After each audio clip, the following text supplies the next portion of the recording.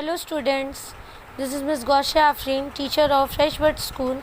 So today I will teach you about reproduction in animals. आज हम लोग reproduction in animals के chapter को पढ़ेंगे. So you know that all living beings grow, become old and die.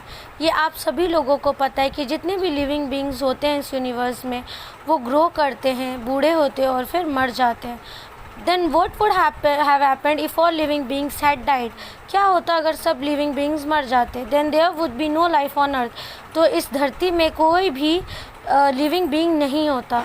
So to continue life on the earth, new individuals are being born all the time. तो इस cycle को बनाने के लिए ताकि लोगों के बाद भी और living beings रहे, इसके लिए लोगों को जन्म लेना भी ज़रूरी है. तो the way by which new individuals are born is called reproduction. तो जो प्रोसेस है जिससे न्यू इंडिविजुअल्स बॉर्न करते हैं इसे हम रिप्रोडक्शन कहते हैं.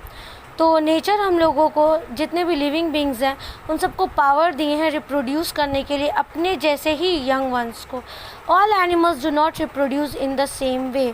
तो इस चैप्टर में हम लोग एनिमल्स के बारे में पढ़ेंगे कि वो रिप्रोड्यूस कैसे करते हैं.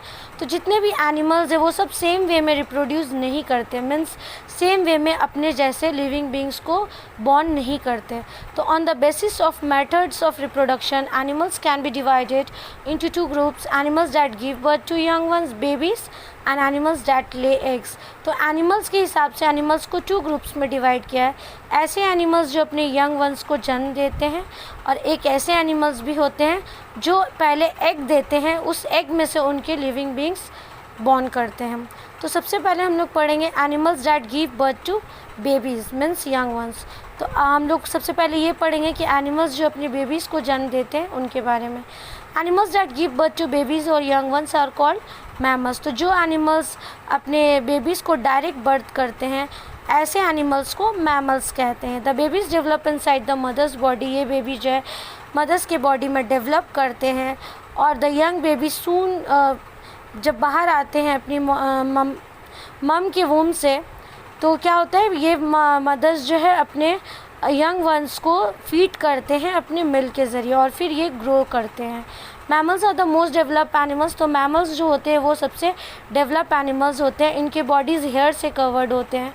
For example cows, cats, buffaloes, dogs, lion, deer, rats etcetera. ये कुछ मैमल्स थे जो अपने यंग वंस को डायरेक्टली बर्थ करते हैं. Then a human being is also a mammal. तो ह्यूमन बीइंग जैसे हम लोग भी एक मैमल है. Human baby remains in the mother's body till it is fully develop and born. तो ह्यूमन बेबी जो होते हैं वो अपनी मदर के वोम में कंटिन्यू रहते हैं जब तक वो डेवलप नहीं हो जाते हैं, मीन्स 9 मंथ्स, और उसके बाद फिर वो बॉर्न करते हैं. So next is some unusual mammals. तो कुछ अनयूजुअल मैमल्स है.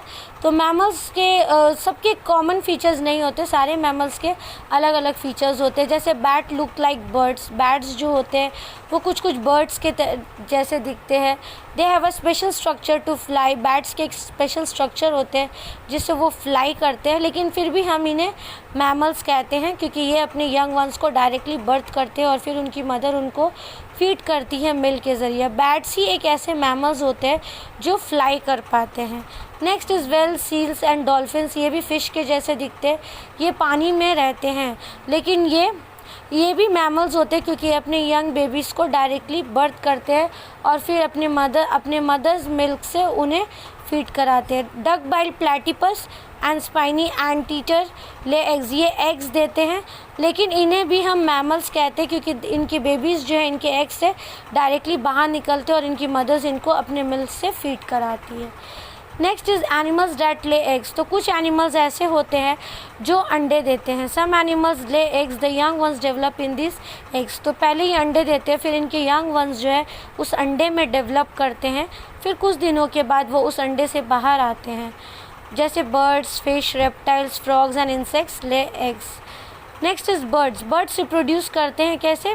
By laying eggs. पहले वो अंडे देते. They lay eggs in nest and sit on them to keep them warm. पहले वो अपने नेस्ट में अंडे देते हैं और फिर कुछ दिनों तक उन पे बैठते हैं, उनको गर्म करते हैं अपने अंडे को. फिर ये एग से उनकी बेबीज़ बाहर आ जाते हैं और वो सेम अपने पेरेंट्स के जैसे ही होते हैं. Next is structure of an egg. तो एग का स्ट्रक्चर कैसे होता है, जितने भी बर्ड्स होते हैं उन सब के एग्स का सेम स्ट्रक्चर होता है, मीन्स सिमिलर स्ट्रक्चर होता है। जितने भी एग होते हैं उनके एक हार्ड प्रोटेक्टिव आउटर कवरिंग होते हैं जिसे शेल कहते हैं। उस शेल के अंदर एक वाइट जेली होता है, मीन्स ये वाले पोर्शन जिसे हम एल्बुमिन भी कहते हैं। और मिडल में जो ये येलो पोर्शन है इसे हम यॉक कहते हैं। ये इनमें बहुत सारे विटामिन्स एंड मिनरल्स होते हैं। ये चिक जो है इस यॉक के अंदर ही बनते हैं, डेवलप्ड होते हैं। इसी ग्रोइंग चिक को हम लोग एम्ब्रायो कहते हैं।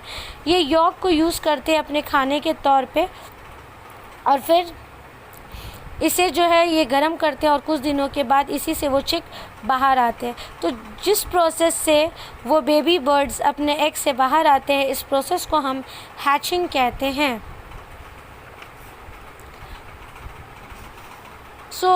आज आप लोगों को इतने तक मैं समझाऊंगी, नेक्स्ट डे फिर आगे कंटिन्यू करूंगी। Thank you.